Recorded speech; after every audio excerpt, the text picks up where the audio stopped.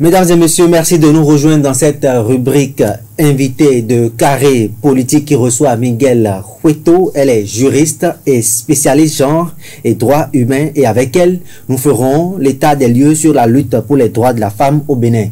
Lutte pour laquelle, je le rappelle, le 8 mars a été institué partout dans le monde pour des actions visant donc à garantir l'épanouissement de la femme béninoise, puisque nous sommes au Bénin. Miguel Hueto, bonjour et merci d'avoir accepté notre invitation. Bonjour à vous, merci pour l'opportunité que vous nous offrez afin d'échanger et surtout de mettre de la lumière ou de repréciser un certain nombre de choses au profit de nos amis internautes. Nous allons entrer dans cette émission par une question de précision parce que visiblement beaucoup de personnes se trompent sur le 8 mars. C'est quoi l'histoire du 8 mars et en quoi cette date contribue donc à l'épanouissement de la femme? Le 8 mars est une journée internationale. C'est donc une journée qui a été initiée par les Nations Unies à travers l'adoption d'une résolution. Et cela fait déjà 27 ans que cela dure. L'objectif de cette journée principalement, c'est de réfléchir sur les avancées mais aussi les défis. Si vous voulez, les goulots d'étranglement qui freinent l'épanouissement des femmes dans le monde. Chaque État donc saisit cette opportunité chaque année pour, au regard des réalités de son contexte, choisir une thématique nationale. Donc, le 8 mars, vous avez une thématique au plan international, mais vous avez au niveau de chaque État une thématique nationale pour dire que oui, nous sommes dans le concert des nations, nous célébrons, nous commémorons cette journée de réflexion et aussi d'engagement, évidemment, mais nous restons focus sur les réalités qui sont les nôtres, sur les défis du moment dans nos différents États. Vous allez entendre souvent journée des droits de la femme, journée de la femme. Parfois, c'est l'occasion pour certaines femmes de festoyer, de se retrouver, de porter de belles tenues, de se faire belle, si vous voulez, tout simplement. On ne peut pas le leur refuser. On peut se réjouir déjà du fait qu'elles aient pris conscience ou qu'elles prennent de plus en plus conscience de ce qu'elles ont des droits, de ce qu'elles vivent dans un État qui doit pouvoir leur garantir un environnement de sécurité, un environnement qui donc travaille ou œuvre à ce que elles évoluent dans une sérénité qui puisse promouvoir ou accompagner la jouissance de leurs droits à divers niveaux. Au-delà de ces prérogatives, au-delà de cette parade, au-delà donc de cette projection que font ces femmes, notamment les 8 mars, quelles sont les autres actions concrètes qui sont posées donc à leur encontre pour leur donner cet épanouissement qui reste un idéal derrière lequel la femme court, disons, tous les jours? Elle ne court pas tous les jours, elle vit tous les jours comme les hommes, comme les enfants, comme donc toutes les composantes de la nation Bénin en construction. Le 8 mars, prenez-le simplement comme une date. Prenez le 8 mars comme une date et dites-vous que chaque jour, les États ont l'obligation de travailler à améliorer ou, si vous voulez, à assainir l'environnement, que ce soit sur le plan juridique, sur le plan des programmes, des politiques, des actions, des institutions à mettre en place donc pour favoriser une meilleure jouissance des droits au profit de cette couche de la population. Le 8 mars, encore une fois, prenez-le comme une date qui est un rendez-vous de réflexion. Un rendez-vous où tout le monde regarde dans le rétroviseur pour se demander, durant les 12 mois derniers, qu'est-ce qu'on a pu faire pour faire avancer cette question? Quelles sont les actions qu'on a pu mener? Entre-temps, est-ce qu'il y a eu des défis? Entre-temps, est-ce qu'il y a eu des goulots d'étranglement? Qu'est-ce qu'on a pu faire? Qu'est-ce qu'on n'a pas pu faire? Quels sont les défis du moment qui interpellent le plus? Qu'est-ce qui doit désormais ou davantage concentrer nos énergies, nos actions? C'est comme ça qu'il faut voir ou qu'il faut percevoir le 8 mars. Donc, il y a des actions chaque jour, des actions qui viennent de partout, des politiques. Je veux parler des personnes qui aspirent à conquérir et à diriger le pouvoir. Je veux parler aussi des gouvernants du moment.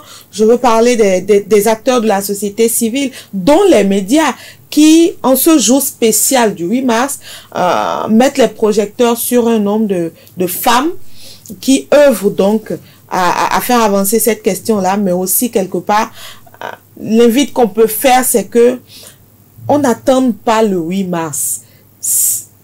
Parce que les femmes, elles rencontrent des difficultés chaque jour de leur vie.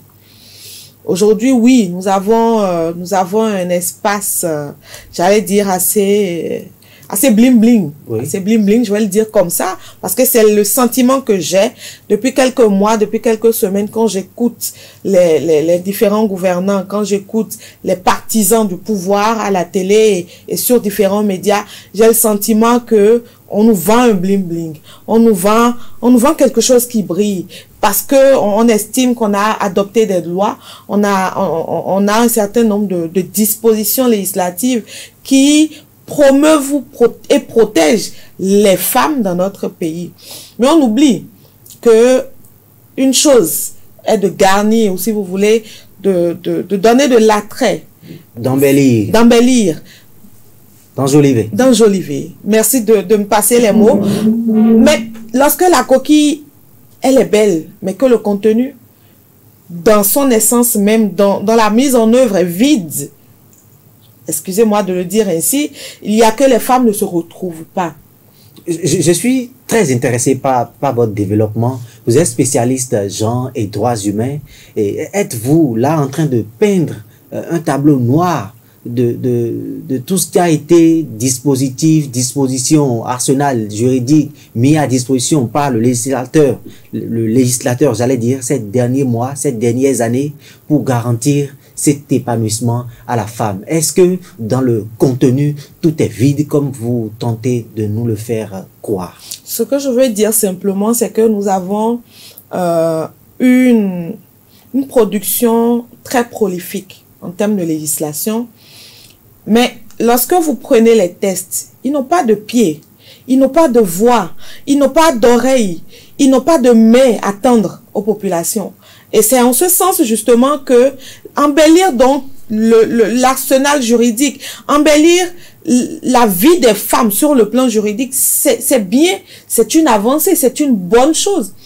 J'allais applaudir, mais je n'applaudirai pas de mes mains, j'applaudirai de mes deux pieds. Pour que mes applaudissements n'aient pas autant d'écho. Pourquoi? Parce que oui, ces tests existent. Mais combien de femmes béninoises, là, je fais un clin d'œil à ces femmes qui n'ont pas eu la chance d'accéder à l'instruction. Je fais un clin d'œil à ces femmes qui vivent en milieu rural. Combien sont-elles à être au parfum du contenu de ces tests-là? Combien sont-elles à pouvoir obtenir une assistance tout de suite lorsqu'elles sont confrontées à une difficulté? Elles ne sont pas nombreuses. À partir de ce moment, oui, on va applaudir de nos deux pieds, ou si vous voulez même du dos de nos deux mains, mais on reste assoiffé, on reste demandeur, on reste à la limite même exigeant. Et s'il faut crier, nous crierons fort et davantage fort chaque jour pour dire que oui, sur le plan législatif, des efforts sont en train d'être faits, mais les femmes veulent sentir un changement réel dans leur quotidien, dans leur vie de tous les jours. Miguel Hueto, qu'est-ce que vous préconisez? Qu'est-ce que vous demandez au pouvoir législatif ou même à l'État central qui a participé davantage à la vulgarisation donc du contenu de cette loi pour que ça ait un effet direct sur les femmes? Ben déjà, je voudrais dire que l'article 40 de notre Constitution, on ne cessera jamais de le rappeler, doit pouvoir être mis en route de manière constante et permanente. Et arborer aussi, si vous voulez, les langues nationales, les langues qui puissent permettre à nos populations de s'approprier le contenu de ces tests. Il s'agit pas d'aller faire des actions de façon sporadique. Nous parlons ici de l'État. Et l'État a le pouvoir, l'État a les moyens, l'État a la puissance et des représentants dans tous les départements, dans tous les hameaux du pays. Et donc, en ce sens, il a la capacité d'atteindre tout le monde de façon constante. Ensuite, nous avons à voir de près les prérogatives de l'Institut national de la femme. On peut se dire que si cet institut en arrivait vraiment à déployer ses ailes comme cela se doit, ça va être vraiment révolutionnaire dans notre pays. Et c'est en cela que je voudrais faire ici le plaidoyer. Ça fait bientôt 6 mois environ 6 mois que l'Institut a été créé, que les moyens normalement doivent pouvoir être mis à la disposition de l'Institut. Mais ici, je veux porter la voix de ces milliers de femmes qui, à ce jour, ne savent pas où se situe l'Institut national de la femme, qui à ce jour n'ont pas les contacts personnels, par exemple, de la présidente, de la secrétaire générale, pour ne serait-ce que se rapprocher de ces personnes-là, parce qu'il n'y a pas de numéro de façon officielle pour entrer en contact avec cet institut-là. Est-ce que vous avez vraiment cherché?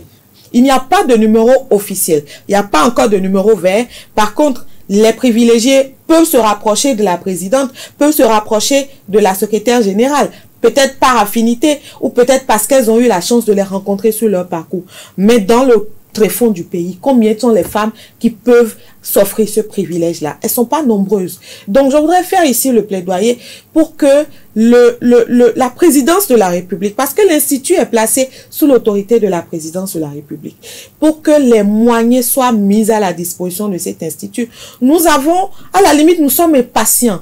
Nous sommes impatients de voir cet institut véritablement entrer dans la mise en œuvre, dans la phase active de toutes ces prérogatives qui lui sont données. Et un aspect que je voudrais souligner aussi, c'est que cet institut, dans sa composition, dans la composition de son conseil d'administration, a le mérite de concentrer plusieurs acteurs. Je veux parler de la présidence de la République qui y est représentée, le ministère des Affaires sociales, le ministère de la Santé, de la Justice et d'autres acteurs qui sont représentés au sein du conseil d'administration. Ça devrait être un avantage. Mais je voudrais faire le plaidoyer ici pour que plutôt que cela ne soit un avantage, cela ne devienne pas un handicap. Parce que quelque part, ça pourrait alourdir les procédures, ça pourrait alourdir la prise de décision à certains niveaux. Et encore une fois, nous avons soif. Les femmes du Bénin ont envie d'être accompagnées. On parle de violence basée sur le genre. Nous avons un arsenal juridique bien garni, on l'a dit. Mais la culture de la dénonciation n'est pas aisée dans notre pays. Et pour cause, par exemple, les femmes veulent dénoncer, elles veulent aller au bout des procédures, mais lorsqu'elles y aillent, comment on s'assure qu'elles sont à l'abri des représailles? Comment on s'assure que, par exemple, si c'était le bourreau qui est reconnu coupable et que ce bourreau s'avérait être un parent, un époux ou un proche, un parent, un père, comment est-ce qu'on s'assure que la vie au plan social, sur le plan social, économique, sur le plan psychologique de cette dernière, de ces progénitures est prise en compte? Donc voilà autant d'éléments qui font que l'Institut aujourd'hui, à mon sens, se retrouve être à un carrefour. Et c'est pour cela que dans les heures à venir, dans les semaines à venir, il est d'une importance à la limite capitale. J'ai envie de dire que le chef de l'État ne doit plus dormir. Il ne doit plus dormir parce qu'une chose est de créer l'Institut, de lui donner toutes ses prérogatives, mais une autre chose, c'est de lui permettre à cet Institut-là de pouvoir réellement entrer dans sa phase active. Miguel Hueto, vous avez décrit le caractère, l'enjoliveur que constitue l'arsenal juridique mis à disposition depuis plusieurs mois déjà par les députés de la 8e législature. Ils ne sont pas les seuls. Pourtant, les actes de violence et de mépris, surtout de ces droits de la femme, restent toujours légion dans notre société. Est-ce que le problème n'est pas ailleurs? Est-ce que ce n'est pas un problème d'ordre éducationnel? Vous savez, c'est un problème, c'est une question holistique. C'est-à-dire que pour arriver un jour à avoir une société béninoise exempte donc de discrimination à l'égard des femmes, exempte donc de violence à l'égard des femmes, il faut toucher à beaucoup de leviers. Il faut toucher à beaucoup de leviers, il faut passer par l'information, il faut passer par l'éducation à la base. Les parents, les personnes qui se retrouvent dans la posture de parents aujourd'hui, est-ce que ces personnes également ont eu la chance de recevoir, de se voir inculquer les valeurs, les principes qu'il faut?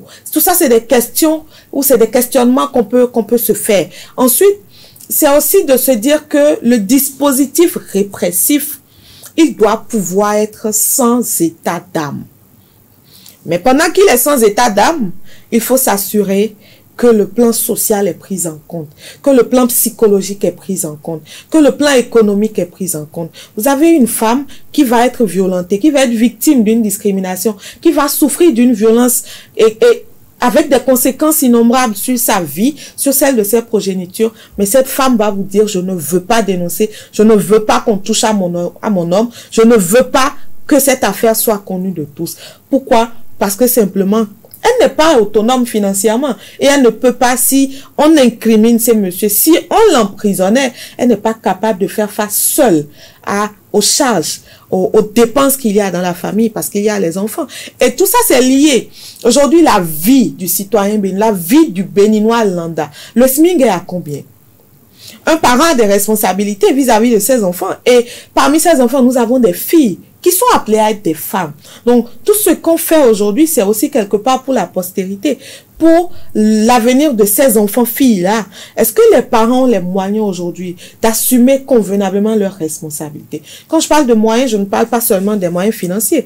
Nous avons l'état de nos routes, de certaines de nos routes. Vous avez des parents qui vont quitter Agassa-Godomé tous les matins pour aller au travail. Ces voies sont jonchées de trous, de nids de poules.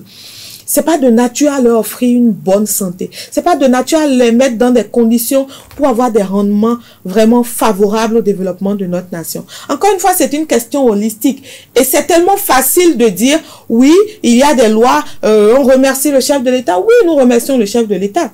Et moi, en premier, je dis, Monsieur le Président, ce que vous faites ou ce que vous avez entrepris de faire est insuffisant. Cette volonté qui, pour moi, enfin, cette volonté politique tant évoquée pour moi, elle manque d'attrait, elle manque de contenu, elle manque d'action, elle manque d'action concrète, j'allais dire. Et donc, oui, on vous tague d'avoir on tague le chef de l'État d'avoir une volonté politique. Pour nous, c'est un fait, mais il va falloir habiller davantage cette volonté politique. Il va falloir la traduire par des actes, par des actions concrètes, si nous voulons que les femmes béninoises soient épanouies. Et je sais que tous les gouvernants, à quelque niveau que ce soit de l'échelon, ils ont des épouses, ils ont des mères, ils ont des sœurs.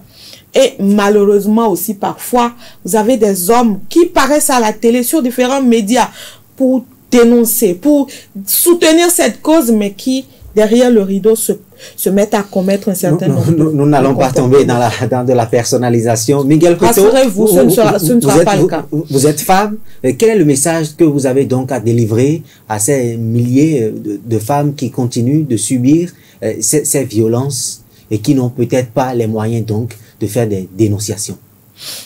J'ai envie de dire, on est femme, on ne choisit pas de l'être. Soyez fiers d'être qui vous êtes. Donc, femme, gardez cette féminité que vous avez héritée de Dieu, de Allah, de qui vous voulez. Gardez cela, restez féminine, restez douce, restez mère, restez protectrice de vos progénitures, mais aussi de la nation. Et surtout, cultivez-vous. Cultivez-vous. On peut ne pas aller à l'école, mais on a des enfants, on a des frères, on a des sœurs qui ont la capacité, la possibilité de nous expliquer ce que disent les textes, de nous faire comprendre les prérogatives qui sont les nôtres, les responsabilités en même temps qui nous incombent. Parce que qui dit droit dit responsabilité. C'est important de le rappeler. Je n'ai qu'ainsi, en parfaite conscience de nos droits, de nos responsabilités, mais aussi de l'étendue des actions qui nous sont possibles. Parce que nous vivons dans un pays quand même où il y a des tests et ces tests s'appliquent à tout le monde. Donc, restez femmes, restez vous et surtout, ayez soif. À la limite, arrachez le scotch qui vous bâillonne en fait. Criez aussi fort que possible. Criez et à la limite, criez jusqu'à ce que vous n'ayez plus de voix ou de souffle. Elle vous aurait certainement compris, Miguel Hueto. Je rappelle que vous êtes spécialiste genre et droit humain. Vous avez participé à ce plateau avec nous. Nous avons fait l'état des lieux sur ce qui est aujourd'hui des droits de la femme au Bénin. Amis internautes, merci de nous avoir suivis et à bientôt donc pour un autre numéro de cette émission.